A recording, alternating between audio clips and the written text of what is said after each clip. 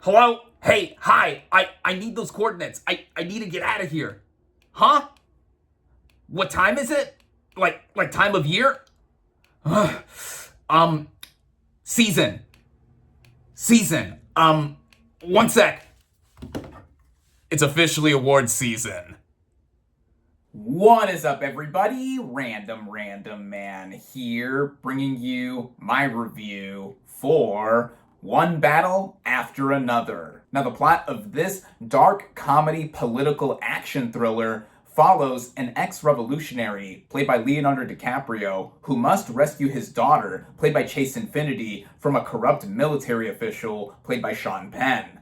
Going into this movie, I was highly anticipating it. This is my most anticipated movie of 2025, and it's mainly for 3 words: Paul Thomas Anderson. This film's writer, co-producer, and director is one of my top 10 favorite filmmakers. This is now his 10th feature film, and counting all the ones before this one, I mostly enjoyed all of them. In fact, one of my favorite movies of all time is his 1997 film, Boogie Nights. And the last 2 films of his that were released theatrically, Phantom Thread and Licorice Pizza, both films I love as well. They were among my favorite films of their respective years. So again, this film, One Battle After Another, became my most anticipated film of the year, from just how the cast looked, the way this looked like a grand scope for Paul Thomas Anderson. PTA is someone who has never done something on this scale, and this is now his most expensive movie he's ever done. $130 million budget. Then there's all the insane amount of acclaim that this film has been getting by skipping the festival circuit and just going to theaters, with, of course, critics having seen this thing weeks ago and building it up. It's one of the most acclaimed movies of the year. Yeah, I was just getting more and more excited for it, and luckily for me, last night I was able to head out and see this thing in theaters, where it is only currently available. Starting out with the cast and their performances, we have Leonardo DiCaprio as Bob, as he's known as for most of the movie.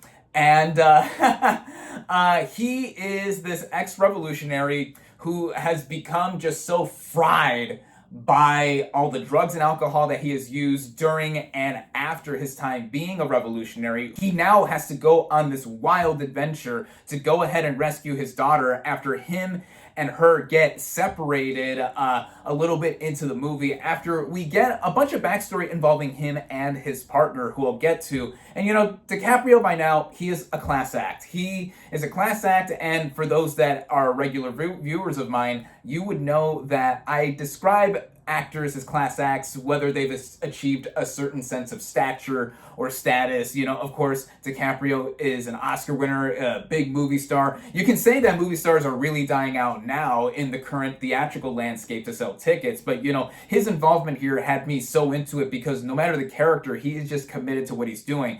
And you know, he is someone who is not the most likable of guys. I mean, you kind of feel pity on him because of all that he's gone through, but at the same time, he is a clear, loving father who, despite all the circumstances that he's gone through, is just trying to go ahead and get out of his situation alive, and his daughter alive, more importantly. And so this is one of the best performances that I've seen from him. Then we have a supporting cast that is just stellar as well. The whole ensemble is excellent. Sean Penn plays Colonel Lockjaw, the corrupt military official who really has it in for not just DiCaprio's character, but also the revolutionary group that he is a part of and has still been on the hunt for, even after a huge chunk of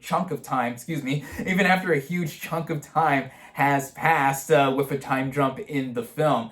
Sean Penn is, for lack of a better word, doing his best RFK Jr. impression. I mean, the design of his character, just how he looks with his hair and everything. I mean, how is that not intentional? And this movie is political in more ways than one, which I'll also get to. But he is one of the standout supporting performances in any film this year. I think he is a shoo-in to get nominated for Best Supporting Actor at the Oscars because he is a vile human being. Oh my God, you really come to hate this guy. He has a fascination with black women in particular, and he's going to stop at nothing to try and get all of these members of this revolutionary group to be taken down and then some, and just, oh wow. I mean, he has range. He has quite a bit of range as an actor. Sean Penn, of course, he himself is a two-time Oscar winner. DiCaprio's an Oscar winner too, but both of them across their long careers thus far have shown that. And just Penn having the proficiency to really go ahead and do all these certain weird quirks and tics or whatever to really make him,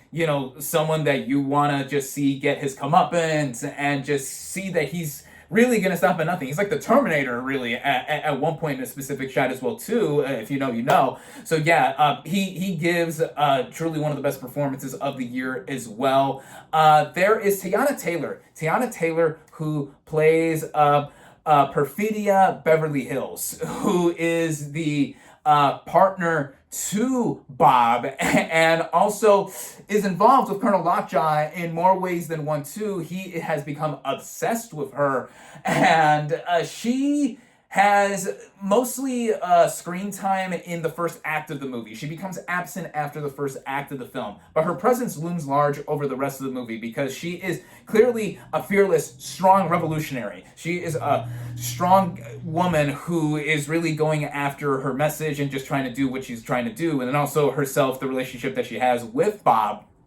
to go ahead and eventually bring up this daughter together, even though she is for La Revolucion and everything like that. It shows that, the starting off point, or at least a lot of the backstory that we get with the story, it's from her, and she really does stand out in many ways. Another standout here is Regina Hall as Deandra, another member of this revolutionary group. She gives a quietly powerful performance. She's not in it that much as well either, but really, even after the years that passed by with the time jump in this film, she is dedicated to the cause, and more specifically to what is going on with Bob and his daughter, Willa, who is played by Chase Infinity. Chase Infinity is a newcomer here. This is her film debut, and she gives one of the best first film performances I've probably ever seen. She is this teenager when we meet her after she's aged up, and she is not necessarily the happiest living with her ex-revolutionary dad, and is also under the impression that her mom was a hero, but not everything is as it seems, without giving any spoilers away. But, her performance here, she apparently really did, in real life, have training with certain fighting, and with her character being trained in martial arts and other stuff like that here. She really gives one of the best supporting actress performances of the year too. And the emotion on her face, there's a lot of moments where the camera holds on her and you get to see what sears or peers in her eyes because of all that she's gone through, even though she's just a teenager, and all that is going on just happens in an instant, and the way the movie just keeps on moving. And then there's others here as well. Benicio del Toro, another Oscar winner in this film. He plays Sergio. He is the community leader who leads a martial arts facility where Willa trains, but he also leads a specific underground ring that is also linked to what the revolutionary group is shown to do at the beginning. And another class act right here, another freaking class act. He is someone who, whenever he shows up on screen, he elevates whatever material that he is given, and just shows that, he is one of the best actors that we have right now too. And then other actors that show up in between here, we have Alana Haim, who comes back after working with PTA on Licorice Pizza. There's also Tony Goldwyn, who plays a character integral to a B plot that looms in the background and is connected with Lockjaw. But without giving too much away, I really don't want to get into spoilers here because I'm already talking about the cast, but in any sense, the cast in this film are all A1. This is probably my favorite ensemble cast of the year. Getting into the writing, and by extension directing, by Paul Thomas Anderson, what he has done here is take a Thomas Pynchon novel, 1990s Vineland, and modernize it for the narrative he's trying to tell with one battle after another. Now, he is no stranger to adapting Thomas Pynchon material. For his 2014 film Inherent Vice, that is based on a Pynchon property. And, that's not my favorite film from PTA per se, but that was supposed to be incoherent at times on purpose. But, that was a bit of a trip as far as movies go.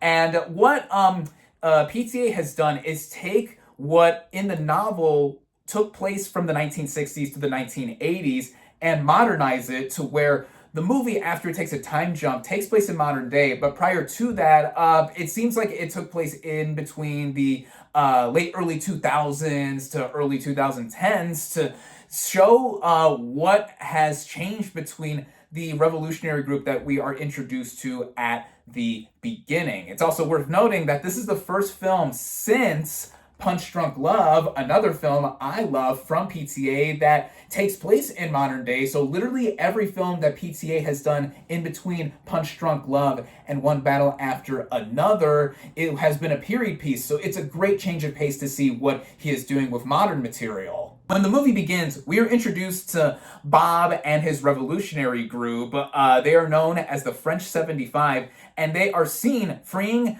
incarcerated immigrants. And you see what they're all about, being opposed to oppressive government. We're also introduced to the main adversary with Colonel Lockjaw and, the whole thing that's going with Perfidia and how he on the side with the Beast subplot with him connected to this white supremacy thing, all this other stuff going in between. There's a lot that's packed in here. But the movie never feels overwhelming because the movie is just always going. There may not be action every minute, despite this being an action thriller, especially on paper. But even in the scenes that we get that are mostly filled with dialogue, or we take time to slow down even amidst all the madness, PTA really knows what he's doing. And on paper, he also has a commentary or political edge here that's not overt or in your face. As I just mentioned, the whole incarcerated immigrant thing is looming across the film. And, given modern times, what we're living in right now, it seems like this film really does fit right into what is happening in the current moment here and now, at least in my country of the United States. And it's just insane to think that this movie is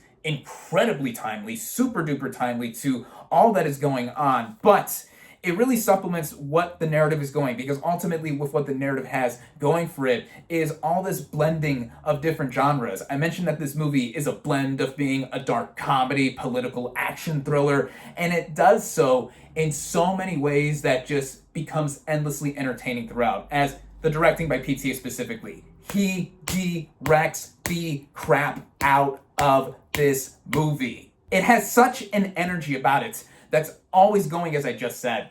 And for a film that runs at 2 hours and 40 minutes, yeah, on the lengthier side, the movie never slows down. It has this cadence about it that just really goes for it. And even with the time jump that happens, we're about a third of the way through the movie. I want to say maybe 45 minutes in. That's when it jumps to modern day. And then we see Bob and Willa get separated. And, Bob is trying to go after and save his daughter. Also unknowingly aware of what Lockjaw is up to, and Lockjaw coming back into the picture despite him and his daughter having tried to escape all that in the past before. All of this coming together and everyone that he comes across and interacts with. It really has it all going down, and PTA has it down pretty much to a science. And, this, I think, makes this film probably his most accessible film to date because, on the surface, it really is something that is right out of films from decades ago. It reminds me a lot of, thrillers we would get from the 1970s. And, in the end, the movie eventually becomes a modern day Western of sorts because of all the desert iconography.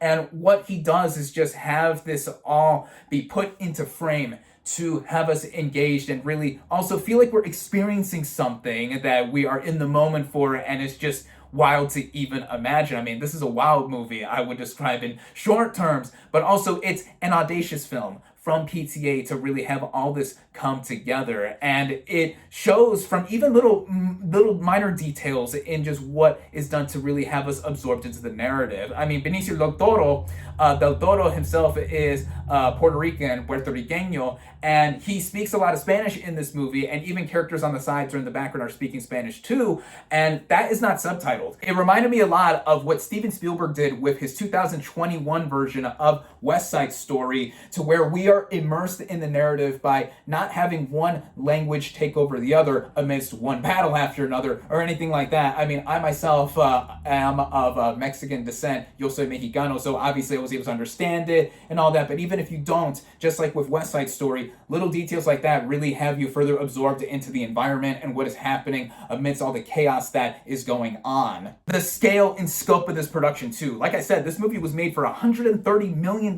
in budget. You know, no Paul Thomas Anderson movie has even made close to that at the box office. And seeing the box office returns that this movie got over the weekend, yeah, it hit #1, but this movie is not making its money back. However, PTA getting a blank check movie like this to play around with and show what he's doing as a master artist of his craft shows that within the production design, even the costumes, like the getup that DiCaprio's Bob is wearing, you know, with the a long flannel bathrobe with the big old glasses, the hat, whatever. And just like all the locations that we go to as the movie bobs and weaves, it goes in and out of various locations as it just keeps going. I cannot emphasize enough how this movie just keeps going. Even when we have down moments, when we have a certain revelation or supposed revelation of a character without giving anything away, it's like, oh my God, everything is piling up. One thing after another, one battle after another. Clearly, that was the intention here because that is what these characters are going through. And you know, when action does hit, it really does hit. By the time it goes to the end, we have a final car chase here. The whole movie is essentially like one big chase, essentially, with Lockjaw going after Bob and his daughter. But the car chase at the end here, it ends in a way I did not expect. And a lot of people are talking about that. Also because of the iconography and the visuals of just hills and stuff. It's like, oh my God. And just the way the movie is shot, I gotta get into technical merits here. This is probably the best looking movie. The best looking movie I have seen all year. This movie is not looking like it was finished in an artificial way. It was done in VistaVision. A lot was made and really played up with how the film is just going along with that kind of process to go ahead and be shot and just shown to us on screen. I personally saw this in an AMC Dolby Cinema, so it looked great on the big screen. The sound, even too, the sound design, again, little minor details aside from, you know, the Spanish dialogue not being subtitled. Also, just like when we're seeing or hearing stuff in the background and also characters going through different locations, all that there really had me further immersed with the narrative. And then speaking of stuff orally or with audio, we have the original score, and it is done by Johnny Greenwood. Johnny Greenwood has previously worked with Paul Thomas Anderson multiple times, and I think that this score should get him his third Oscar nomination for Best Original Score. He was previously nominated for There Will Be Blood by PTA and The Power of the Dog, because here the score, he has a mixture of using drums, especially drums at the beginning, to really like amp up and see like, you know, what the French 75 are all about, and just bringing up the tension and all the thrills, and then playing a lot with piano. A lot of the piano stuff, dun, dun, dun, dun, dun, like if you've heard in the trailer or everything else like that, just going along, it just keeps up this pace. It helps keep up the pace and just also have this feel that's like, oh man, one of a kind. And it feels unconventional and unorthodox in some sort of ways too, but you know, it just felt right. It felt like it fit the film in what it was trying to have in terms of intention and just what we're seeing all around. The way this movie is cut, how it is strung together in the editing and the pacing. Again, the movie is 2 hours and 40 minutes, but I never felt that running time in the slightest because of all that was happening and me getting involved with these characters and the ones that I was specifically rooting for and how it all comes together. I mean, this film really is unlike any other experience that I've had at the movies this year specifically. And it took one PTA to really deliver that and also have a movie that is really for our times. Even separating the whole real life political angle that you could say is so tied with this film, which it is, but it also isn't because it's just going in with the narrative and what these characters are involved with. This film, I think, really does make a statement, and you see how hard it is to be a revolutionary. Not that I want to be one per se, but just seeing all of that coming together, the paranoia that Bob is going through, and even just the undeniable I will stop at nothing kind of mentality that Lockjaw has to go after him and the rest of the revolutionaries. It makes the film feel urgent in that way while we're watching it in the moment. But then again, you could connect this to real life, to what is happening currently in the United States right now, and just everything else to have us see through the lens or eye of PTA, to have us be immersed. And again, I was so immersed by seeing this film just play out, go in every which way, just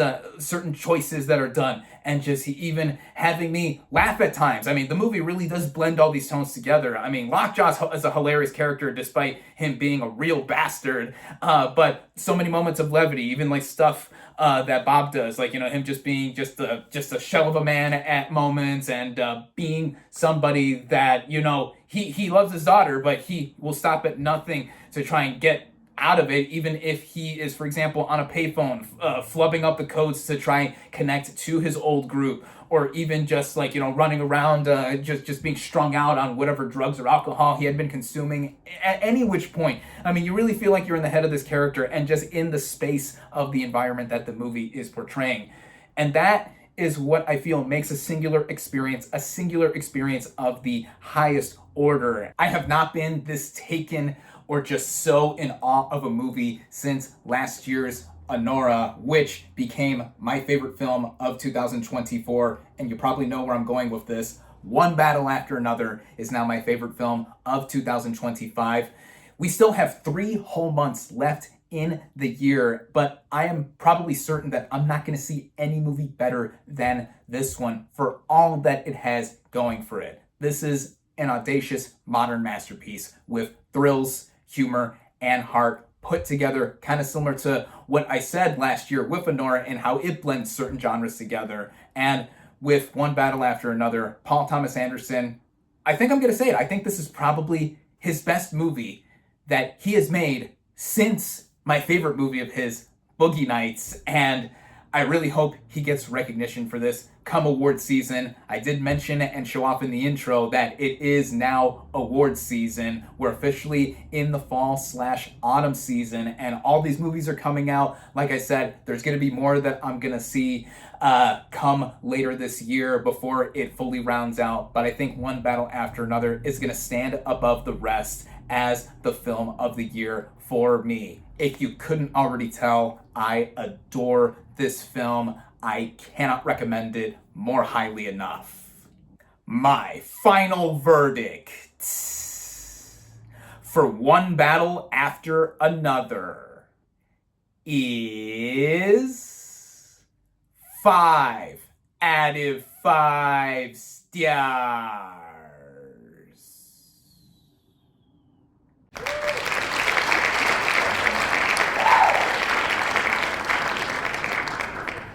Thank you all, as always, for watching. Be sure to like this video, comment on what you thought of One Battle After Another. Social media links in the description. Subscribe to my channel for more, and I'll catch you on the next movie review.